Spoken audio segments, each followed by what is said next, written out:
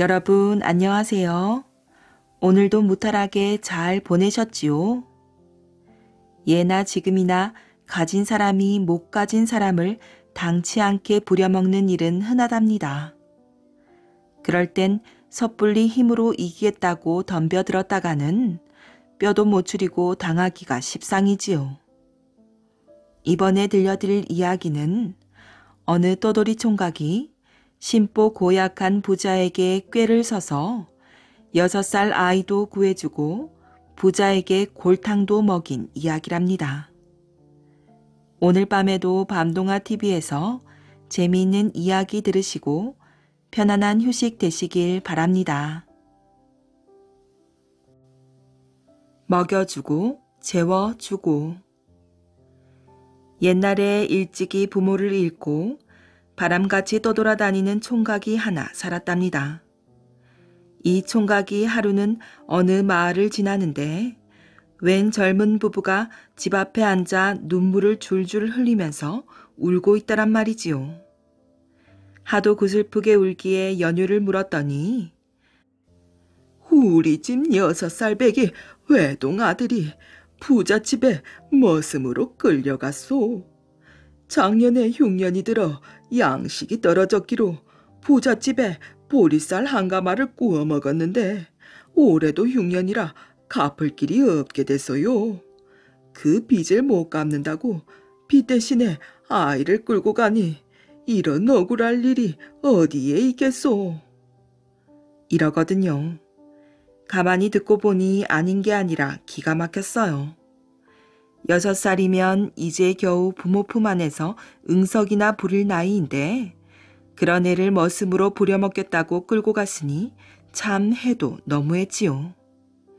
총각이 가만히 생각해보니 그런 경우 없는 사람에게는 꾀를 쓰는 게 상책이다 싶거든요. 그래서 고정하시고 집에 가만히 계십시오. 내가 어떻게 해보겠습니다.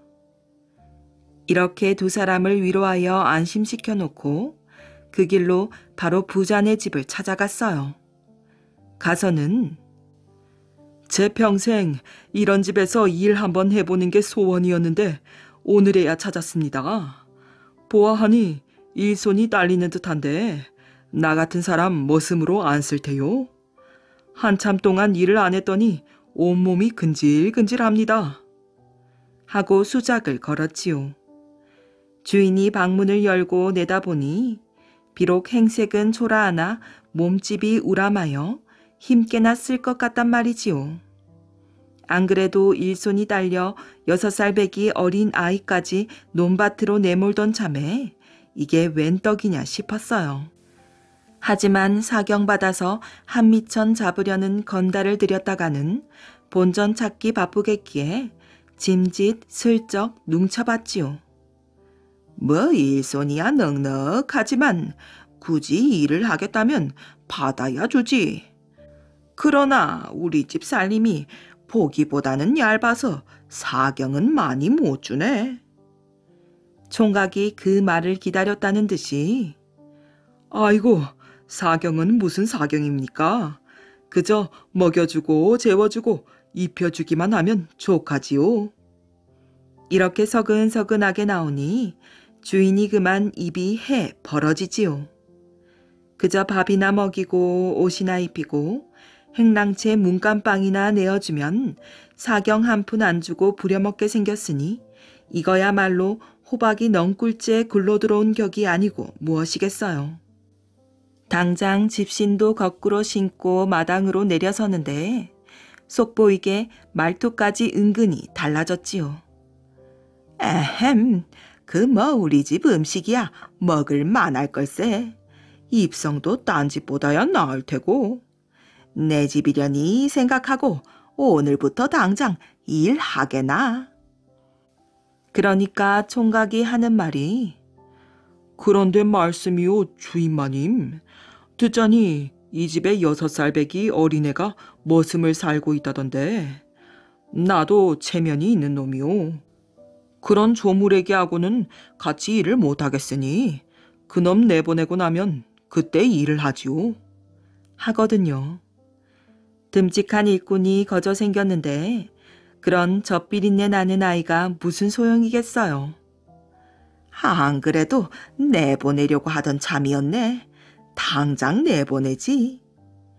주인이 이렇게 고분고분하게 나오니까 총각이 한술 더 떠서는 무슨 일이든지 분명히 하는 게 좋겠지요. 이걸 전부 문서에 적어서 나 하나 마님 하나 가집시다. 그러니까 뒷말이 없도록 하자는 얘기였지요. 주인한테 불리한 조건이 없으니 마다할 이유도 없었답니다. 그래서 얼른 문서를 썼지요. 나 아무개는 이 총각을 먹여주고 재워주고 입혀준다. 그 대신 이 총각은 우리 집 머슴으로 일을 한다. 6살 배기 아무개는 내보낸다. 이렇게 2장을 써가지고 도장까지 꾹꾹 눌러서 각각 한 장씩 가졌단 말이에요. 그리고 그날부터 그 집에서 머슴을 살았답니다. 이튿날 아침에 주인이 새 머슴 일하는 것 보자고 일찌감치 일어나 마당으로 나가봤어요. 날이 샌지 오래니 머슴이 일어나 분주하게 일하고 있으려니 했는데 어찌된 일인지 마당에 개미 새끼 한 마리 얼씬거리지가 않았지요. 머슴 방문을 열어보니 글쎄 이놈이 큰 대자로 들어누워서 눈만 멀뚱거리고 있었답니다. 주인 영감이 화가 머리끝까지 나서는 아 이놈아 냉큼 일어나서 마당도 쓸고 쇠죽도 끓여야지 뭘 하고 자빠졌어. 하고 냅다 소리부터 질러놓고 들여다보니 이놈이 발가벗고 누워있었지요. 이런 미련한 놈 여태 옷도 안 입고 뭘 하고 있어. 그래도 태평스럽게 멀뚱멀뚱 쳐다보고만 있었답니다. 그러다가 늘어지게 하품을 하면서 한다는 소리가 아이 참 영감님도 문서에 적혀 있잖아요. 이러는 거예요. 아 이놈아 문서에 뭘 어째단 말이냐. 문서에 쓴 걸 그래 벌써 잊어버리셨단 말입니까? 분명히 입혀준다고 되어 있을 텐데. 그 소리에 주인이 그만 어안이 벙벙해졌어요. 문서에 입혀준다고 쓸 적에는 그저 헌옷이나 두어벌 주면 될 줄 알았지 자기 손으로 옷을 입혀줘야 할 줄 누가 알았겠어요. 말도 안 되는 소리 말하고 아무리 고래고래 악을 써도 머슴이란 놈은 자꾸 문서를 들먹이며 부득부득 옷을 입혀달라니 기가 막혔지요. 한동안 옥신각신 하다 보니 이러다가는 저만 손해겼거든요. 주인이 할 일 없이 머슴 옷을 다 입혀줬지요. 그제야 이놈이 슬금슬금 일어나서 마당도 쓸고 쇠죽도 끓이는 거예요. 그런데 아침 밥상을 받고 나니 이건 더 과간이었지요. 머슴 살러 왔다는 녀석이 밥은 안 먹고 멀뚱멀뚱 먼 산만 바라보고 앉아있거든요. 이 녀석이 밥은 왜 또 안 먹나? 주인이 다그치니까 아이 참 문서에 적혀 있지 않습니까? 이러고 입만 딱 벌리고 앉아있거든요. 문서에 뭐가 어쨌다고? 갈수록 태산이지 뭐예요. 문서에 먹여준다고 쓸 적에는 그저 밥이나 굶기지 않으면 되려니 했지 제 손으로 머슴 입에 밥술을 떠먹여줘야 할 줄이야 생각이나 했겠어요. 한동안 또 옥신각신 하다가 주인이 할 수 없이 머슴 입에다 한 숟갈 두 숟갈 떠넣어가며 밥을 먹여줬답니다. 하루 종일 그러고 있으면 주인만 손해일 테니까 말이에요. 이렇게 밥을 다 먹고 나서야 머슴이 슬금슬금 일하러 나가는데 점심때가 다가오니 주인 영감이 안절부절 못하였어요. 또 숟갈로 밥을 떠먹여줘야 할 판이거든요. 그렇지만 안 먹여줬다가는 또 문서를 들먹이며 고집을 피울 것이 뻔하니 어떻게 하겠어요. 하는 수 없이 한술 두술 밥을 먹여주고 그러다 보니 저녁이 되었어요.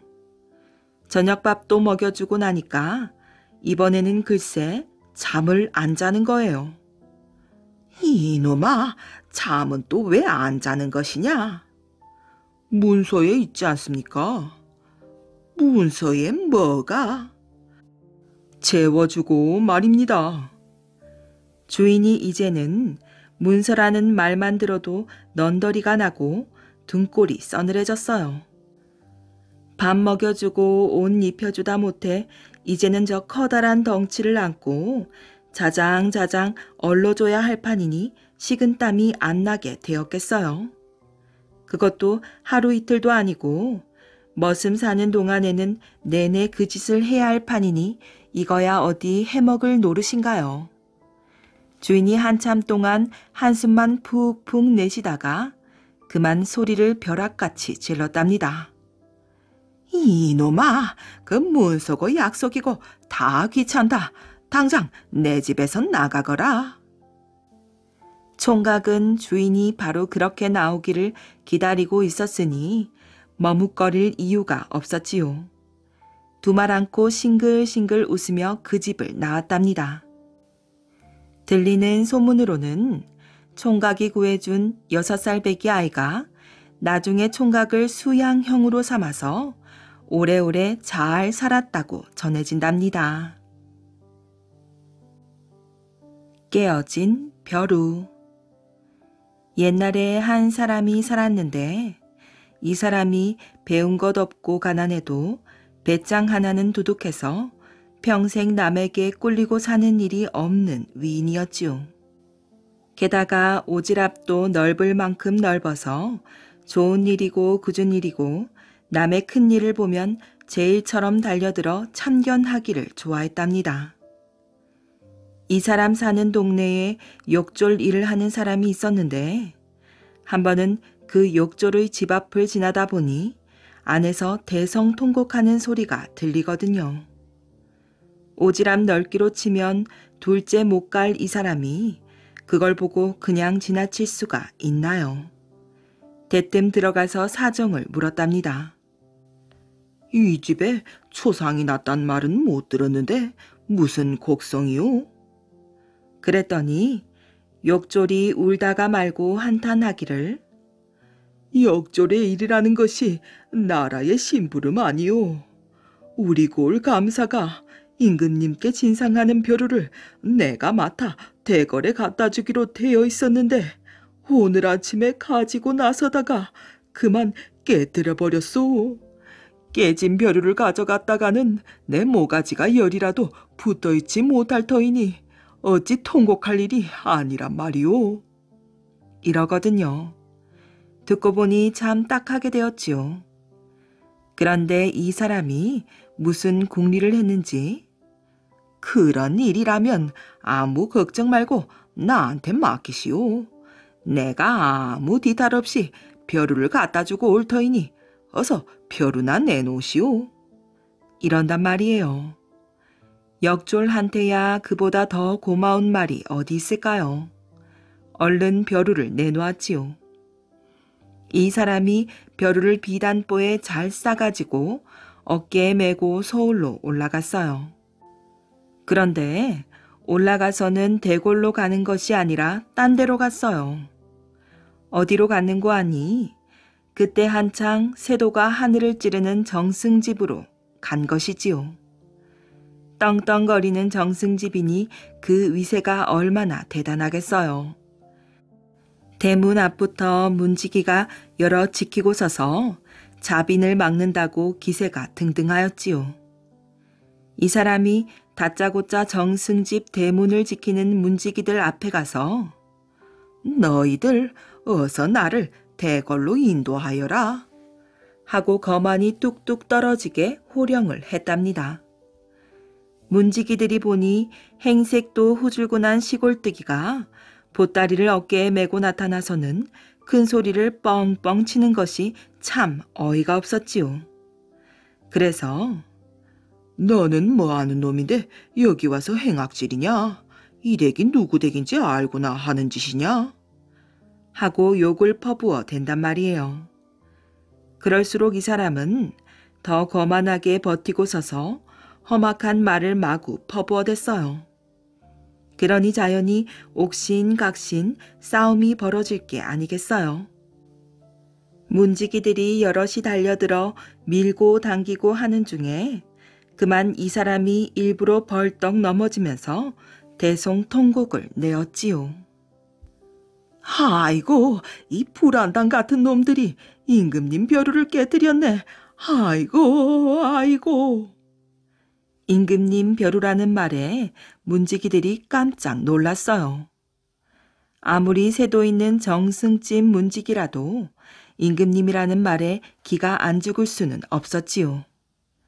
그만 겁을 먹고 정승에게 달려가 이러이러한 놈이 와서 옥신각신하다가 임금님 벼루를 깨뜨렸다고 고해 바쳤어요.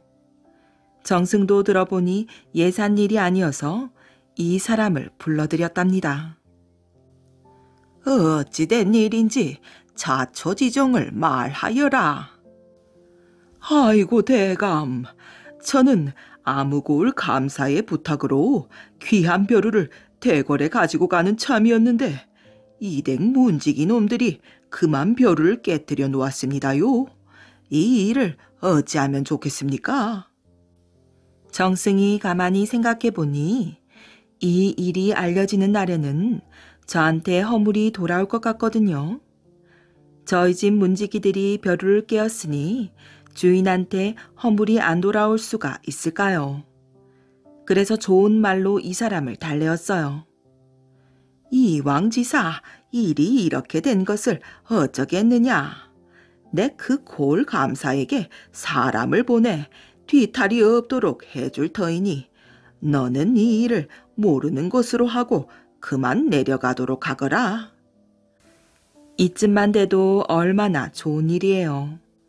죽을 목숨 하나를 살려놨으니 더 바랄 게 없었지요.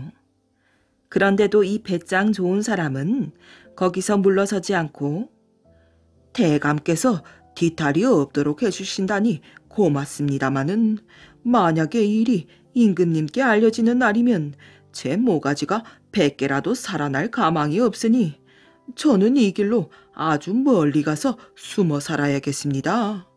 그런데 당장 노자가 없어 한 걸음도 뗄 수가 없으니 어찌하면 좋습니까? 이러고 능청을 떠니 정승이 어떻게 하겠어요.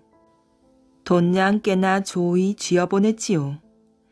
그래서 참 애매한 목숨 하나 구하고 저도 횡재를 해서 잘 살았답니다. 빌린 달걀. 다윗 왕이 이스라엘을 통치하던 시대였답니다. 어떤 마을에서 15살 정도 돼 보이는 소년들이 함께 식사를 하고 있었어요.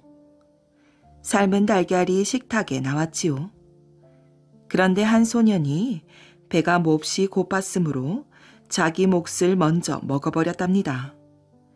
그래서 다른 소년들이 식사하기 시작했을 때에는 이미 그 소년의 접시에는 아무것도 없었지요.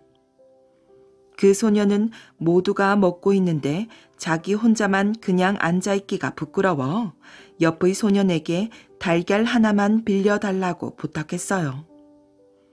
옆자리에 앉은 소년이 말했지요. 좋고 말고 한 가지 조건만 승낙한다면 말이야.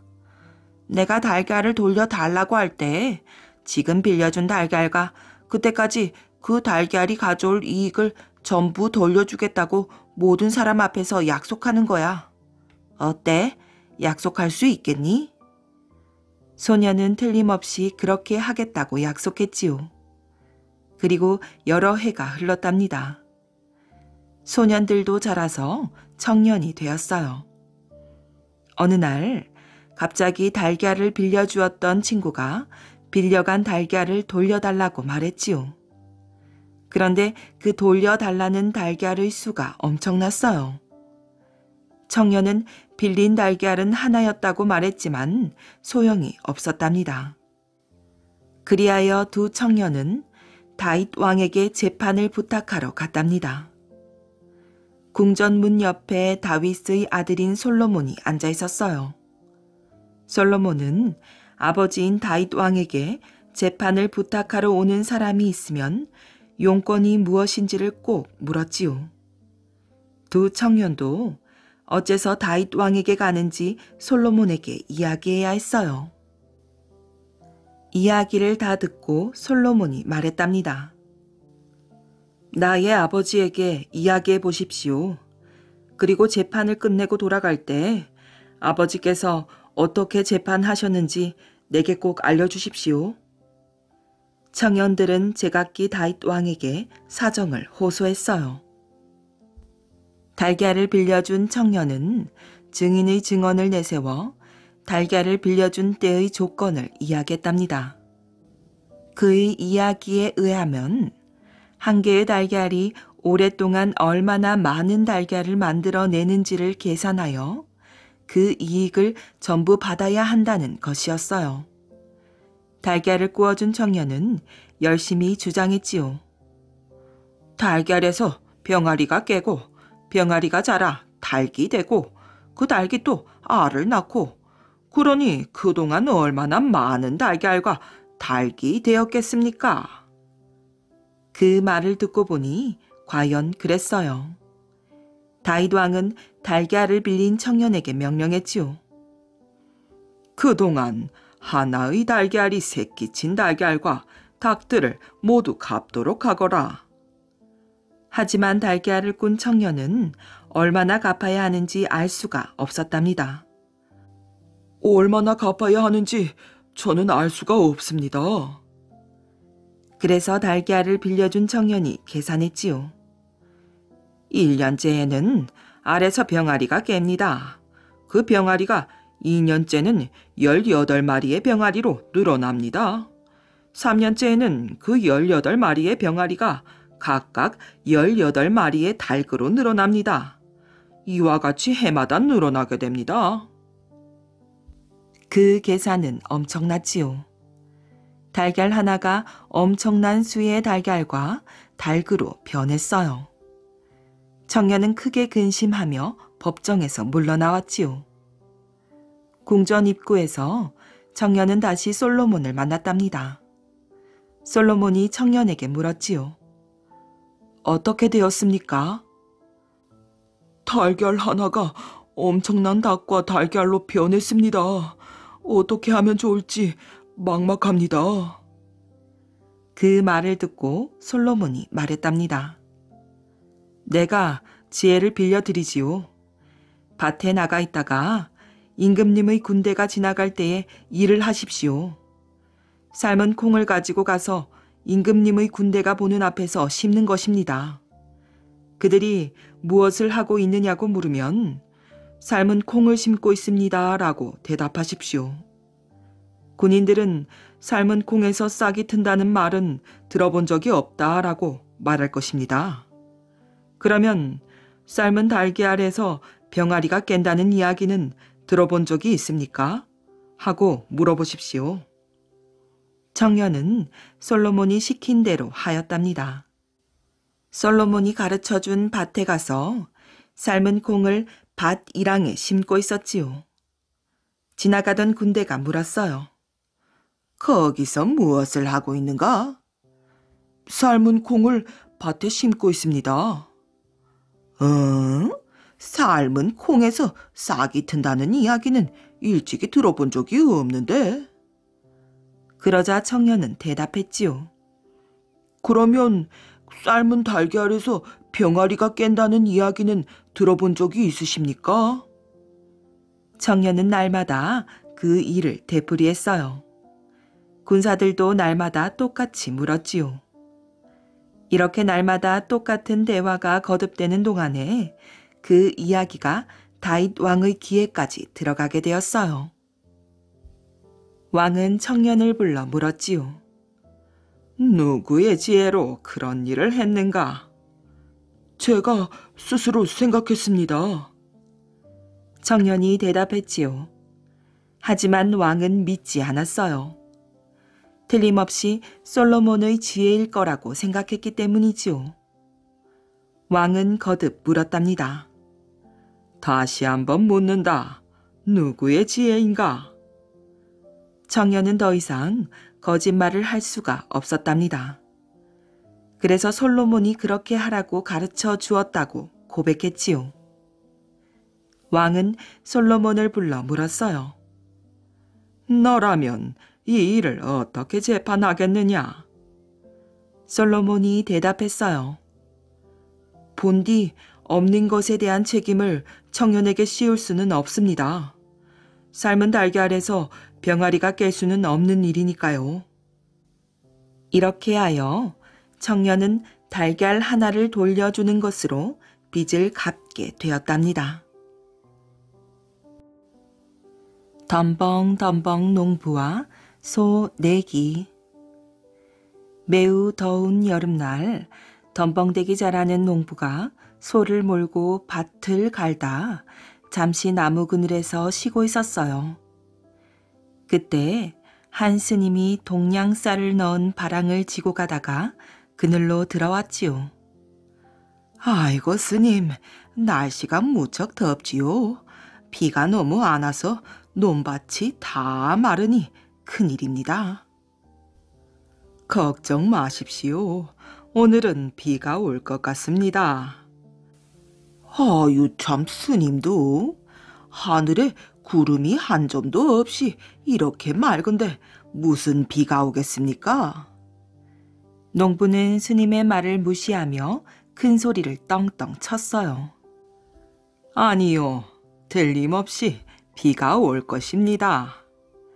에이, 그럴 리가 없다니까요. 하하, 꼭 비가 옵니다.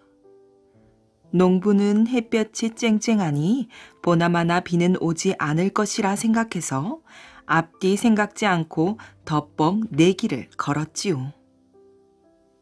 그럼 비가 오나 안 오나 내기해 봅시다. 만약에 비가 오면 제가 스님께 이 소를 드리지요. 허허, 그렇게까지 할 필요가 있겠습니까? 아닙니다. 대신 스님이 지시면 그 바랑에 든 쌀을 제게 다 주셔야 합니다. 참, 그렇게 하지요. 나중에 다른 말씀하시기 없습니다. 그리고 농부는 신이 나서 의기양양하게 다시 밭을 갈고 스님은 비를 피하려고 나무 밑에 있었답니다. 그러자 갑자기 하늘에 먹장 구름이 쌓아 몰려오더니 천둥 소리와 함께 비가 쏟아졌어요. 우르르, 쾅, 싸. 어떻습니까? 제 말이 들리지 않았지요? 아니, 이럴 수가. 농부는 아무리 생각해도 도깨비 장난만 같았어요. 스님, 어떻게 곧 비가 올 것을 아셨습니까? 산승은 이 마을 저 마을을 다니니 옷이 늘 땀에 젖어 있지요. 땀에는 원래 소금기가 많지 않습니까? 공기 속에 습기가 많으면 비가 곧 내리게 되는데 그땐 옷 속의 소금기도 젖어 축축해지지요. 아이고, 그렇군요. 제가 내기에 졌으니 이 소를 몰고 가십시오. 농부는 공연히 덤벙대며 내기를 걸었다가 하나밖에 없는 소를 스님에게 주어야 할 처지가 되었답니다. 허허, 고맙긴 합니다만 그만두십시오. 이 소가 없으면 누가 밭을 갈겠습니까? 아이고, 고맙습니다.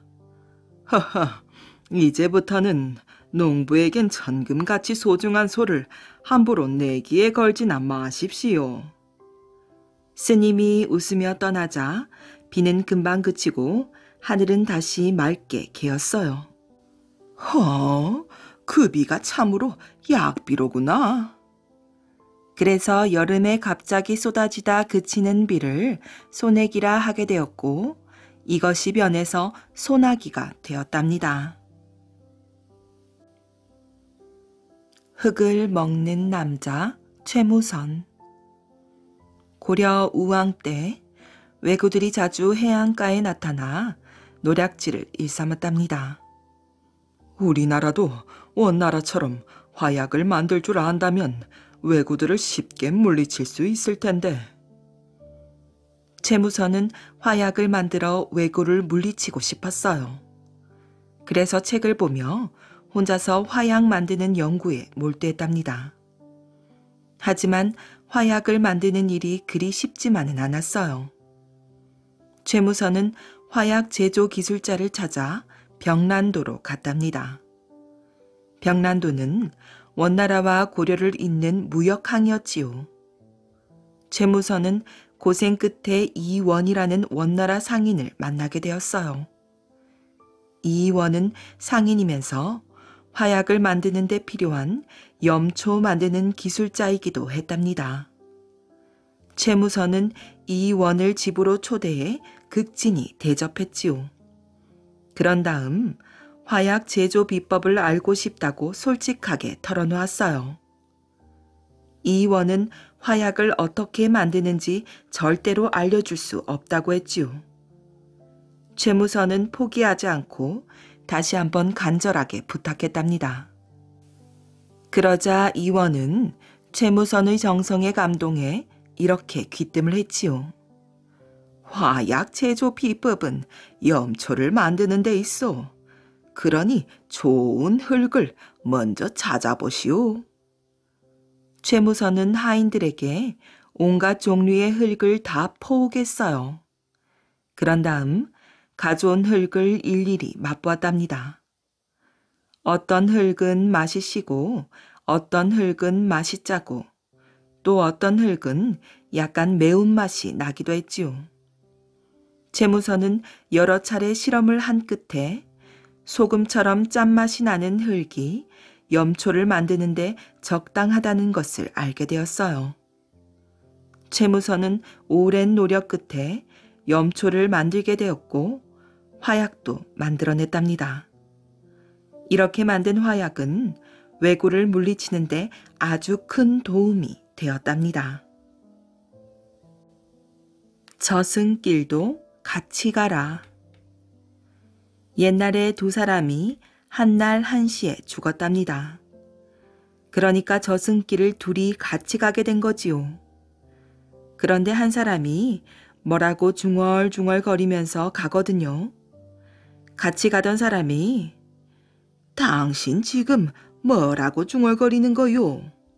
하니까 나는 극락을 가려고 연불을 외면서 가지요. 나무 아미타불, 나무 아미타불 하고 중얼중얼 연불을 외면서 간단 말이에요.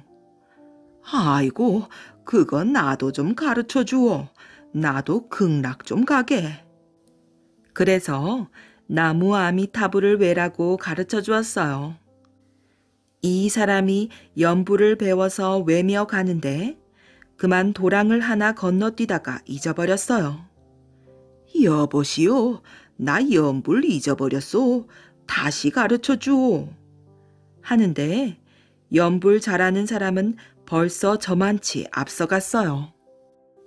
가르쳐 주기도 귀찮고 저 혼자서 극락을 가고 싶었던지도 모를 일이지요. 할 수 없이 이 사람이 겨우 생각했다는 것이 천타불 만타불 줄 아미타불 천타불 만타불 줄 아미타불 이러고 얄궂은 연불을 외면서 갔단 말이에요. 참 말도 안 되는 연불을 외면서 가는데 앞서 간 사람은 저 혼자 저승문 앞에까지 갔답니다. 가서 안으로 들어가려고 하니 문지기가 막아섰어요. 뒤에 오는 사람하고 같이 오지 왜 혼자서 먼저 오느냐?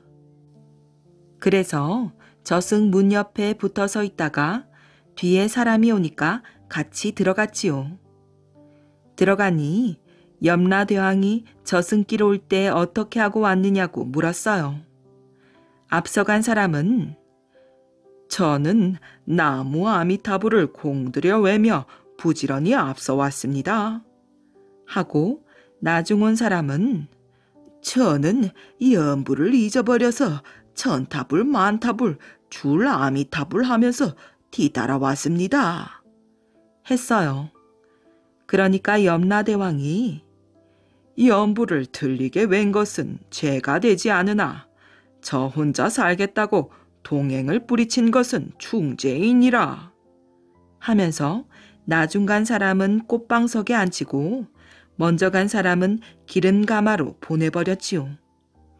그리고 꽃방석에 앉은 사람들어 연불 한 번 더 외워보라고 했더니 그새 또 잊어버리고는 천보살 만보살 천보살 만보살 비나이다 하였답니다.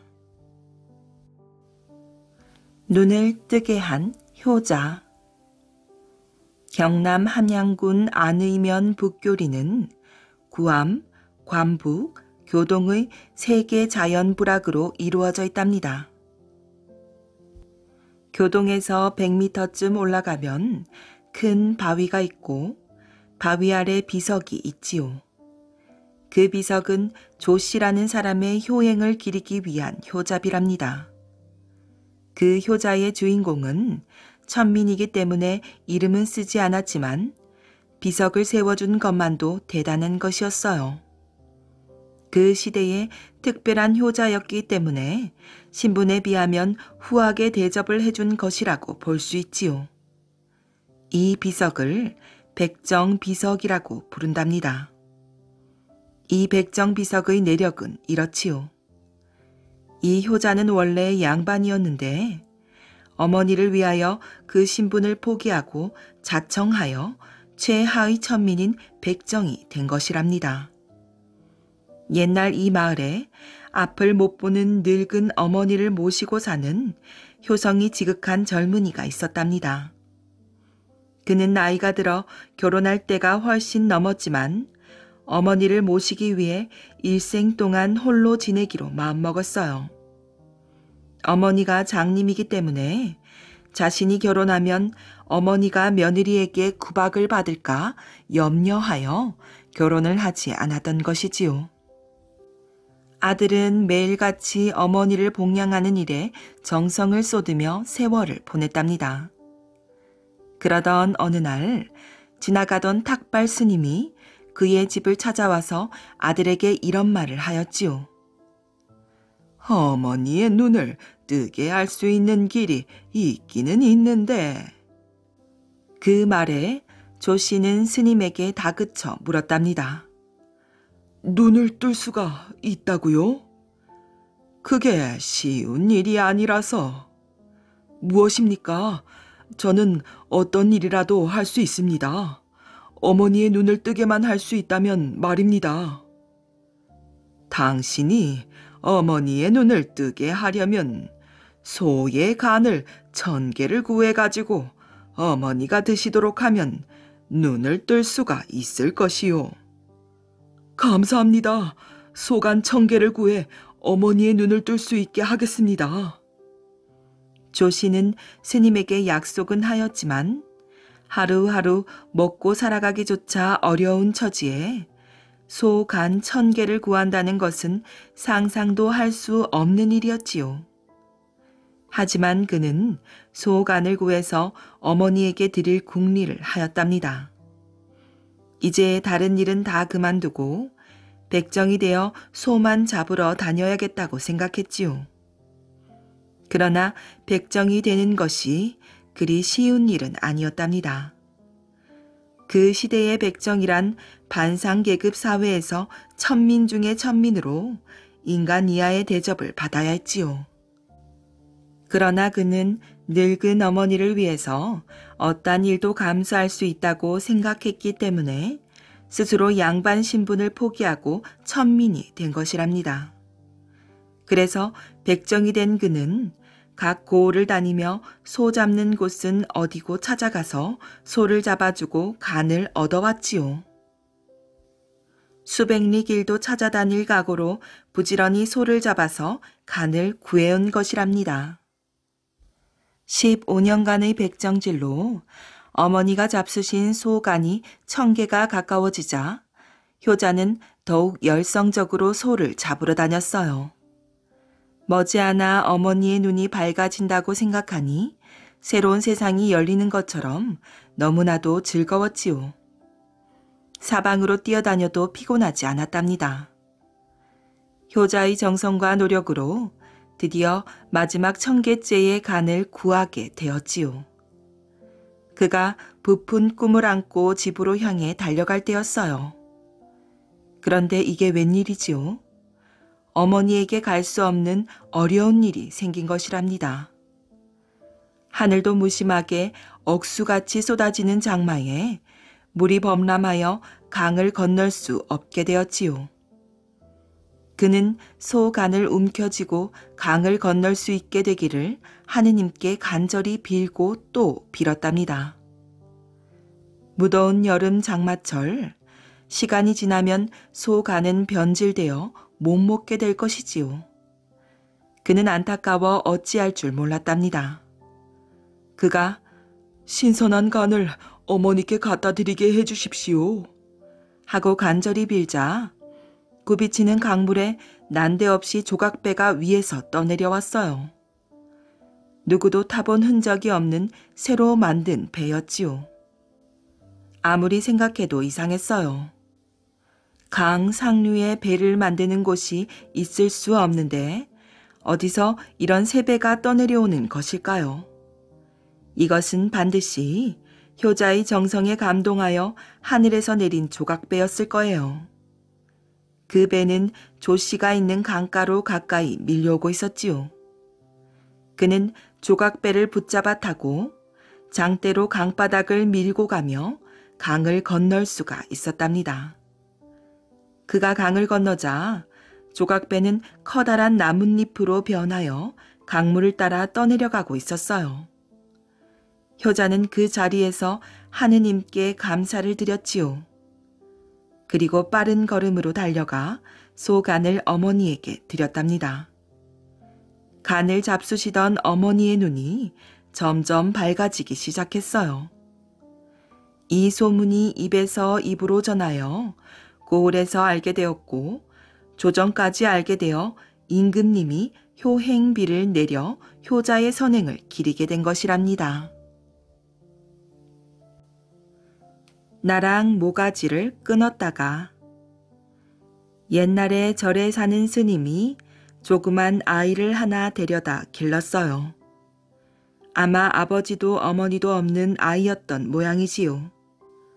그래서 데려다가 길렀는데 나이가 한 여남은 살 먹으니까 공부를 가르쳐서 상자를 만들었어요.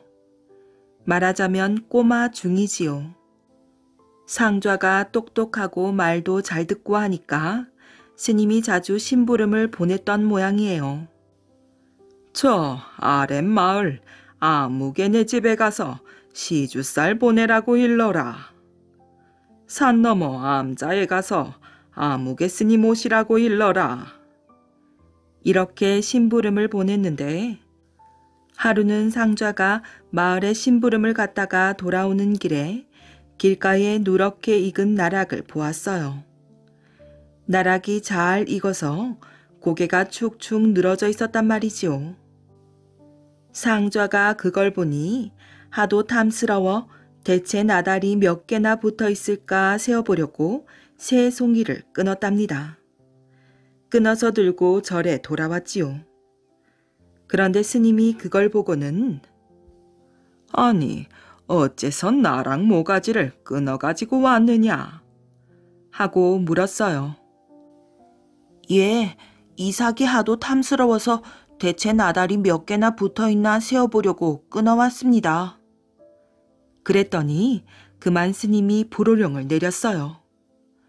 그놈 임자는 피땀 흘려 그렇게 농사를 잘 지어놨는데 네가 장난삼아 곡식 이삭을 끊었으니 그 죄가 크구나. 내가 너를 소로 만들 터이니 그 집에 가서 이삭 하나에 한 해씩 3년을 일하고 돌아오너라. 스님이 도수를 부려 상좌를 소로 만들어가지고 마을로 내려보냈어요. 소가 된 상좌가 나락 주인집 앞에 가서 음매 하고 울면서 서 있으니 주인이 데리고 들어갔지요. 주인이 송아지를 데려다 외양간에 메어놓고 아무리 기다려도 찾아가는 사람이 없으니 데리고 일을 시켰답니다. 3년 동안 밭도 갈고 논도 갈고 풀 먹고 외양간에서 자면서 일을 했어요. 그러다 보니 콧들에 깨인 코에는 피가 맺히고 발굽은 떡떡 갈라지고 목덜미는 멍에를 지느라고 달아서 반질반질했지요. 그럭저럭 3년이 지난 후에 스님이 논 주인 집에 와서는 이 소가 일을 잘 합디까? 하고 물어보았어요. 그러니 주인이 아이고 잘한다 뿐입니까? 이 소 덕분에 우리 농사가 몇 배나 잘 되었습니다. 하였지요. 그제야 스님이 종이에 글을 몇 자 써가지고 소한테 던졌어요. 그러니 그만 소가 다시 사람이 되었답니다. 주인은 기겁을 해서 뒤로 낮아빠지고 스님이 자초지종을 차근차근 이야기해 주었어요. 아이고, 그깟 나락 새송이 때문에 3년씩이나 소로 만드셨어요? 하고 주인이 탄식했지요. 그러니 스님은 허허 웃으며 소승은 어렸을 때 절간에서 쌀을 씻다가 쌀알 3개를 흘린 죄로 한 알에 한 해씩 3년 동안 소가 되어 일한 적도 있소이다. 거기에 견주면 아무것도 아니지요. 하였지요. 그래서 곡식을 함부로 건드리면 안 된다고 하는 거라지요. 생쥐 신랑. 옛날 옛적 어느 산골 마을 가난한 집에 딸 셋이 살았더랍니다. 딸 셋이 다 나이가 차서 시집 갈 때가 되었는데 집안이 가난하여 그런지 도무지 혼산말이 들어오질 않았지요. 하루는 어머니 아버지가 딸들을 불러놓고 일렀어요. 얘들아, 너희들은 오늘로 집을 나가 제각각 마음에 드는 신랑을 얻어오너라. 그래서 세 딸은 집을 나갔답니다. 맏딸은 동쪽으로 가고 둘째 딸은 북쪽으로 가고 막내 딸은 서쪽으로 갔지요. 동쪽으로 간 맏딸은 여기저기를 다니다가 아주 힘센 신랑을 얻어가지고 돌아왔어요. 북쪽으로 간 둘째 딸은 여기저기를 다니다가 아주 잘생긴 신랑을 얻어가지고 돌아왔어요. 서쪽 길로 간 막내 딸은 자꾸만 걸어갔지요.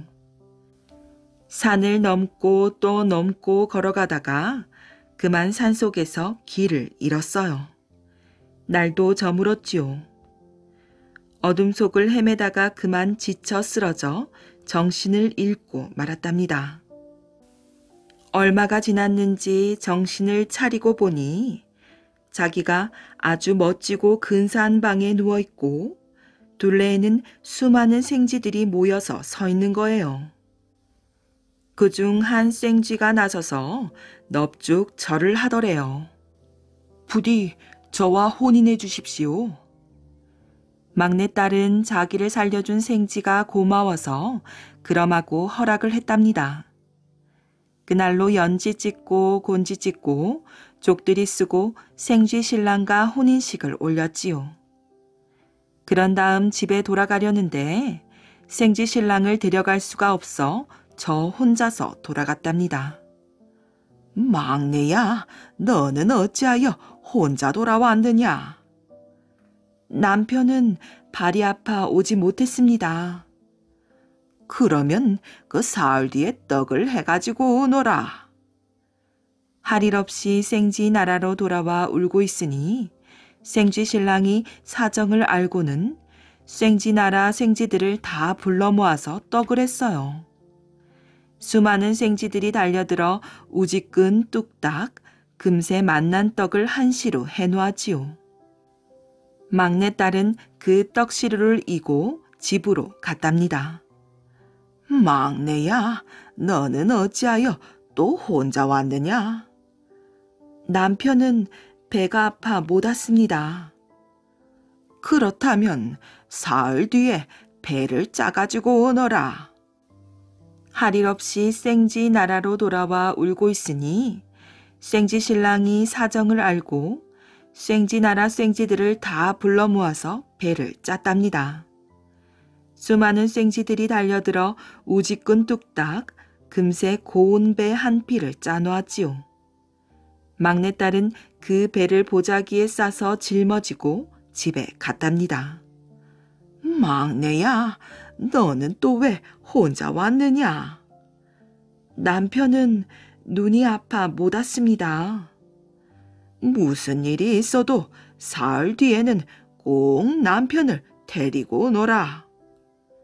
할 일 없이 생지 나라로 돌아와 엉엉 울고 있으니 생지 신랑이 사정을 알고 생지 나라 생지들을 다 불러 모아서 가마를 지었지요. 수많은 생지들이 달려들어 우지끈 뚝딱 금세 멋진 가마 두 채를 지어 놓았어요.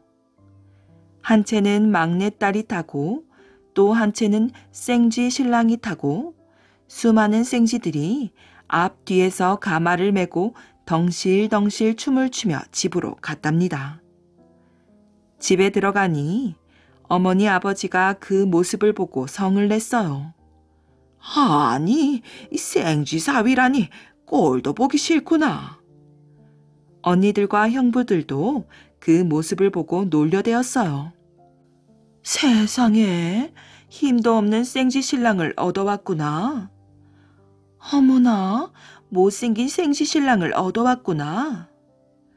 그 말을 들은 생쥐 신랑이 집 옆에 있는 연못으로 달려가더니 그만 물속에 퐁당 뛰어들어가 버렸어요.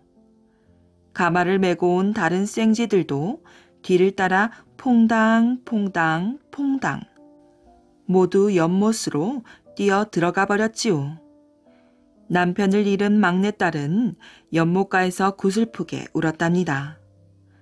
그런데 한참 뒤에 갑자기 연못이 환해지더니 물속에서 수많은 젊은이들이 번쩍거리는 황금 가마를 메고 나오는 것이었어요.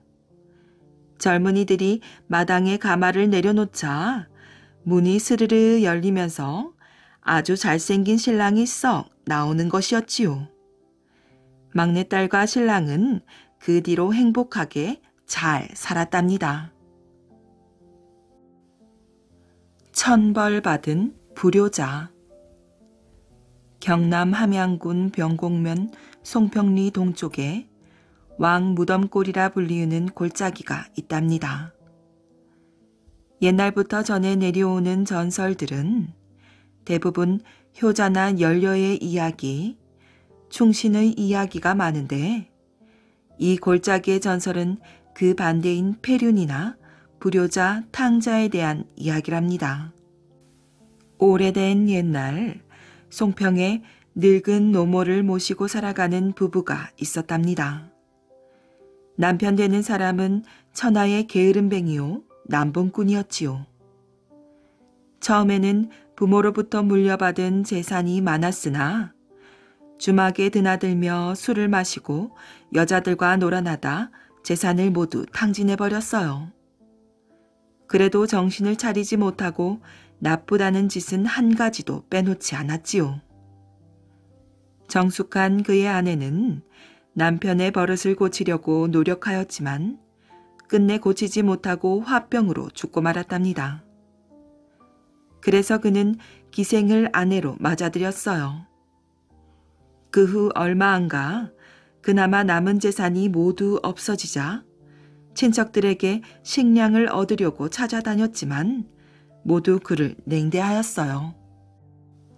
너 같은 자는 우리 가문에 없다고 생각한 지 오래니라. 그러지 말고 한 번만 도와주십시오. 친척들은 모두 그를 쫓아버렸어요. 그러나 그는 세상 인심이 너무 험하고 더럽다고 오히려 불평, 불만이 많았답니다. 아직도 자기의 허물을 모르고 선량하게 살아온 친척들을 못마땅하게 생각하였어요. 결국 식량을 하나도 얻지 못하고 집에 돌아온 그는 새로 오던 부인이 늙은 어머니를 야단치고 있는 것을 보았답니다. 세상에, 뒷간을 두고 왜 똥을 방에다 싸는 거야? 죽지도 않고 누구를 고생시키려고?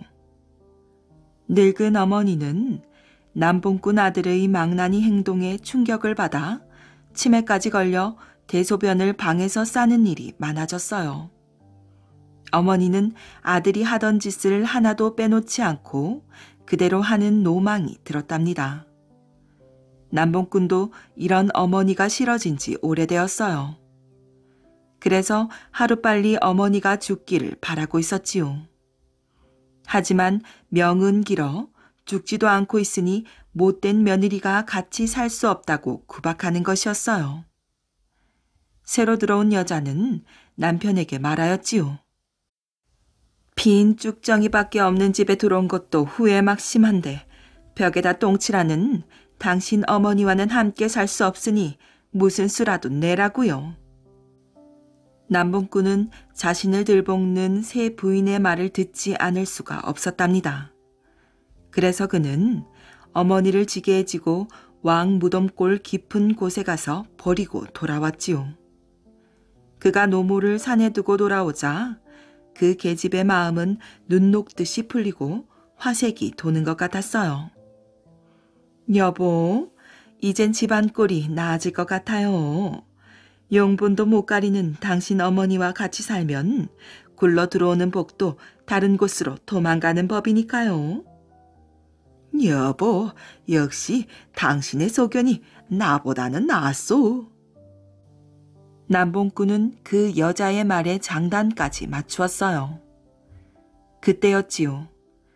마른 하늘에 검은 구름이 몰려와 하늘을 뒤덮고 으스스한 바람이 불기 시작하더니 이내 장대 같은 비가 쏟아지며 천둥 번개가 치기 시작했답니다.